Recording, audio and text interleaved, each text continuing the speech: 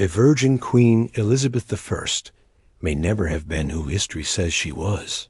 What if the monarch who ruled England for decades was actually a red-haired boy swapped in at a young age?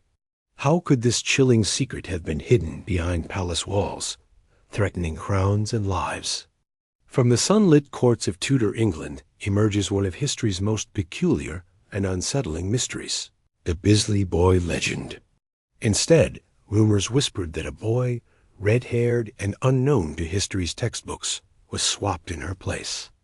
The story begins with royal succession anxiety, where the stakes were nothing less than the crown itself, and more chillingly, life and death.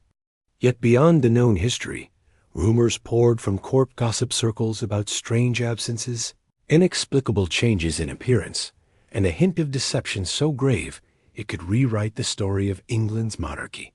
Who was the Bisley Boy, and why did this figure emerge from the shadows to replace the true Elizabeth, compelling everyone in the royal inner circle to maintain an intricate lie for decades?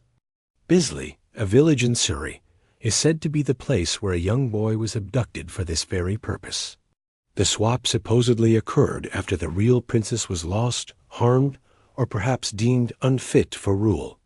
In this superstitious time, red hair was often connected to witchcraft, rebellion. How did this alleged boy manage to embody the qualities expected of a monarch who would captivate England? How was he able to command loyalty, inspire fierce nationalism, and wage wars without suspicion? The boy, if he existed, reportedly had the same flaming hair, which in the eyes of some historians and conspiracy theorists acts as a curious parallel. Those who doubt the official history cite this coincidence as hardly accidental, as if the monarch struggled to live the identity imposed upon him.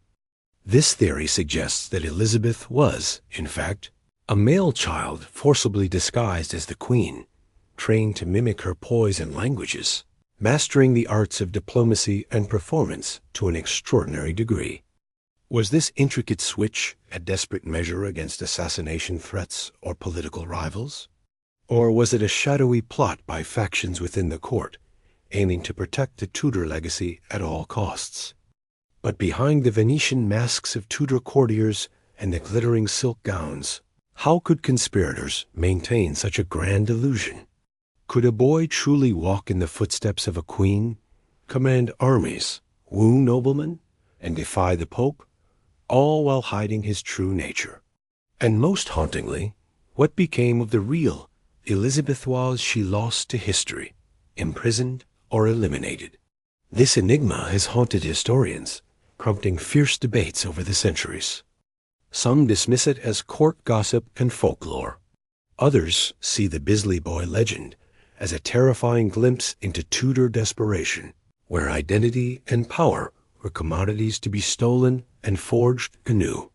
Beginning now, we will delve deep into this extraordinary story, sorting fact from fear, and exploring the chilling possibility that the face of Elizabeth I was not what the world believed. Before we continue, if you are fascinated by secrets hidden in history's shadows, subscribe for more dark and riveting stories, and tell us, what would you do if you discovered the monarch you admired was actually an impostor? A realm where heirs were as perilous as battlefields, and betrayal hid behind courtiers' smiles. Elizabeth Tudor was born in 1533 to Henry VIII and Anne Boleyn. Anne's rise and tragic fall set the stage for an atmosphere riddled with suspicion. It was during these unstable years that the seeds of doubt concerning Elizabeth's identity first surfaced, whispered by those close to the court and spilled into the annals of clandestine letters now lost to time. As Elizabeth ascended the throne in 1558, she faced threats not only from rival nobles, but from foreign powers intent on subverting England's Protestant Reformation. Could a mere girl have survived this storm of male aggression, betrayal, and religious persecution? Or did the court's shadowy elements decide to replace her with a more resilient, more controllable figure? The village of Bisley, just outside London, enters the story as the location where this mysterious switch allegedly took place. According to oral tradition, a red-haired boy was kidnapped from Bisley's rural lanes, then plunged into the royal environment, taught to imitate the princess with exacting precision. A boy was trained in the Tudor manner, learning to walk, speak, and command like a sovereign. But why Bisley? Bisley was reportedly the birthplace of such a child, who bore uncanny resemblance to the royal line, particularly in hair color. In a time when superstition equated red hair with witches or outsiders, presenting such a monarch was a gamble steeped in both political theater and taboo. Delving into Tudor chronicles, some chroniclers hinted at inconsistencies in Elizabeth's persona. Contemporary observers described moments when the queen seemed unusually harsh, almost masculine in her demeanor, contrasted by other times of delicate diplomacy and charm. These were signs of a hidden identity struggling to emerge. Yet the persistent portrayal of Elizabeth's striking red hair invites questions about authenticity. How was the impersonation maintained against the scrutiny of spies, ambassadors, and nobles? The complexity of Tudor court life, with its intricate protocols and constant surveillance. Elizabeth notoriously avoided marriage, claiming she was wedded to England itself. Yet some histories suggest she feared exposure. The stakes, once again, loom enormous. This allegation implies a carefully orchestrated conspiracy by an elite faction desperate. Such a plot would require extraordinary secrecy and control over all aspects of the monarch's public and private life. Interest in Tudor biographies began to challenge the official narrative. Who exactly were the key players orchestrating this charade? And what was their ultimate goal? These questions pull us further into a shadowy web of palace intrigue, where fact entwines with fiction, and the line between truth and myth blurs dangerously.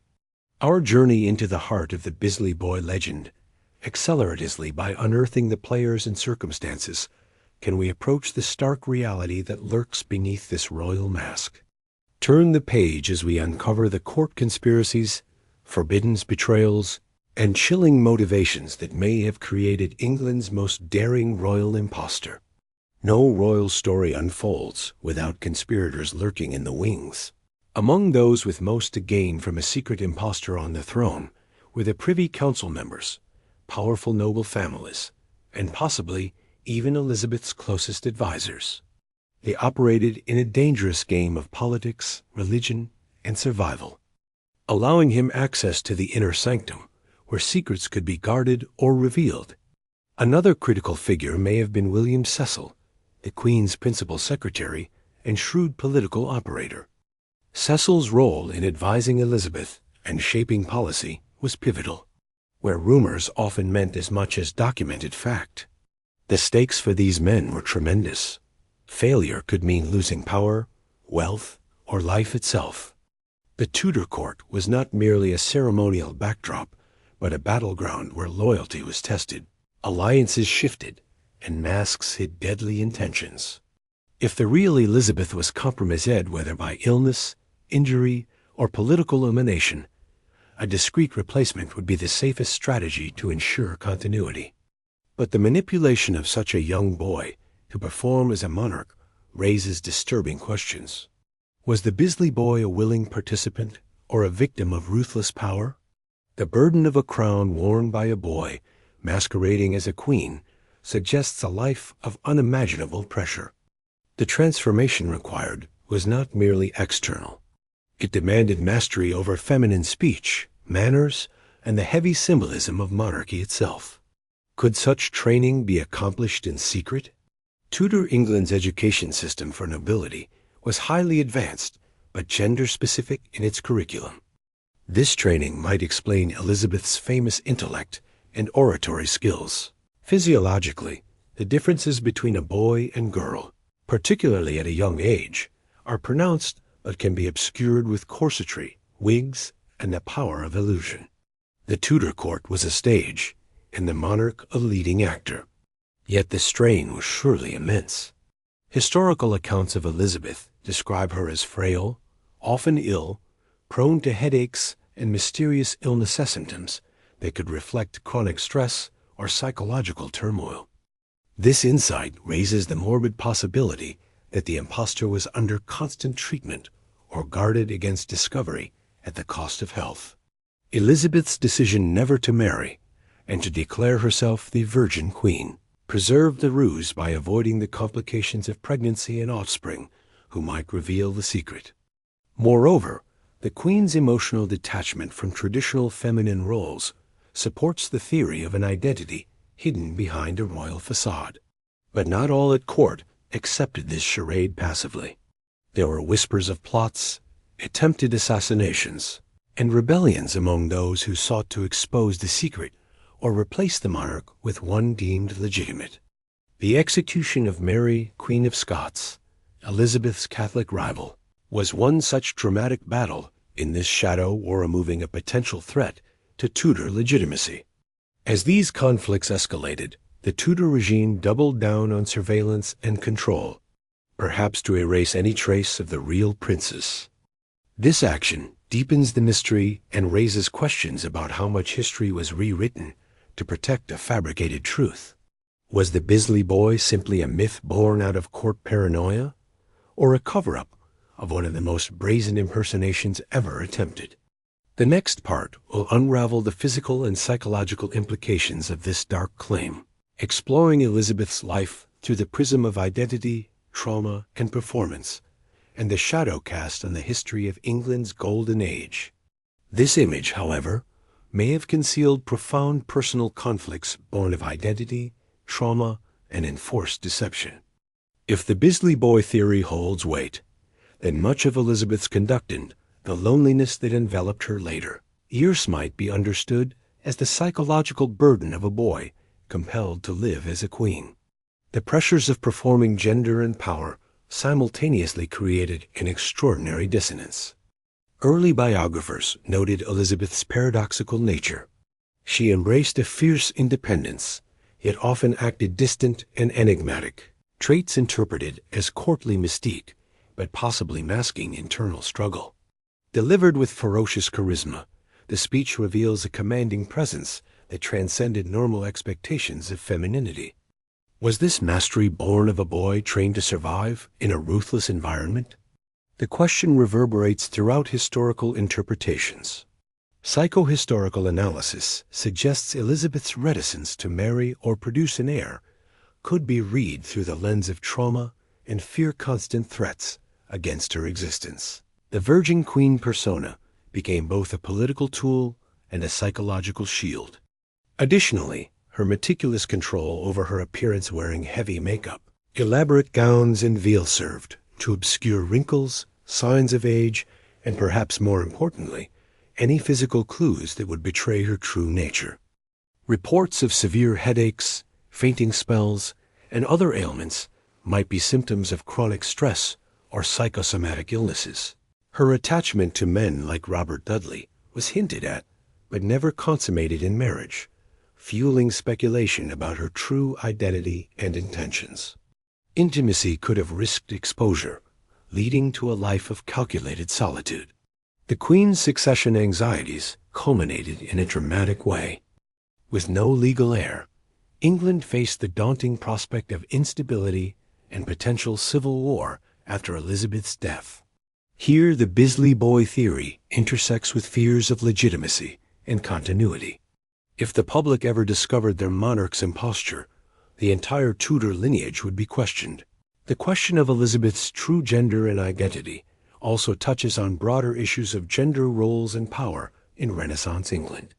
A male impostor might have been positioned to wield power deemed unsuitable for a woman, concealed beneath feminine trappings for political purposes. Such a scenario challenges modern perceptions of gender fluidity, performance, and the constructs of royal authority.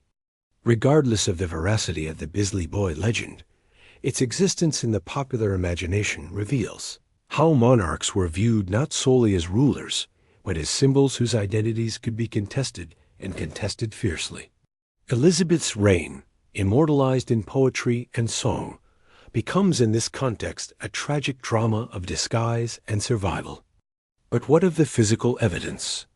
Portraiture and historical descriptions sometimes clash, with depictions of Elizabeth showing markers inconsistent with her parentage, including intersex conditions or hormonal therapies that might have been used to support the deception. Although speculative, such theories add biological plausibility to the otherwise fantastic narrative. The court's obsession with bloodline purity and the lengths taken to preserve it support this dark alternative history. Some theories propose she was hidden away, confined and forgotten, or another victim of Tudor brutality. This chilling possibility exposes the darker side of royal power where individuals became pawns discarded once their usefulness ended. The implications for history are staggering. Rewriting the narrative of one of the most famous monarchs demands reconsideration of power, gender, and identity. As the story approaches its climax, the question lingers. Was the Virgin Queen a red-haired boy forced into the crown? The answer may lurk not in documents or paintings, but in the very fabric of Tudor England's darkest secrets. In the next installment, we explore the scientific investigations and modern reinterpretations of this legend, turning to forensic evidence, portraits, and historical documents to uncover the physical truths behind the myth. In recent decades, the legend of the Bisley Boy has drawn renewed attention from forensic historians, artists, and genealogists eager to pierce the veil of Elizabethan mystery with modern tools. Scientific quests to understand the true identity of Elizabeth I bring us into the realm of hair analysis, forensic facial reconstruction, and genetic inquiry, potentially shedding light on this pervasive legend.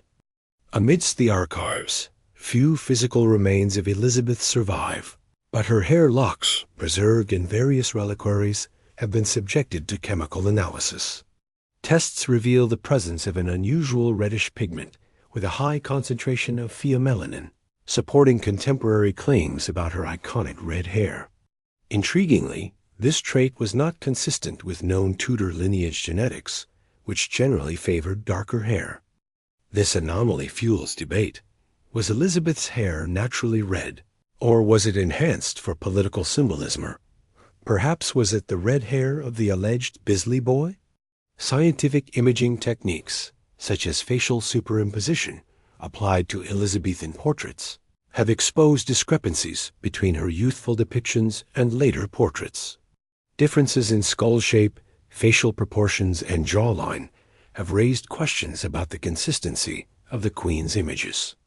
Art historians propose that these variations could stem from the involvement of different painters accommodating political needs, but they also leave room for speculation about identity shifts.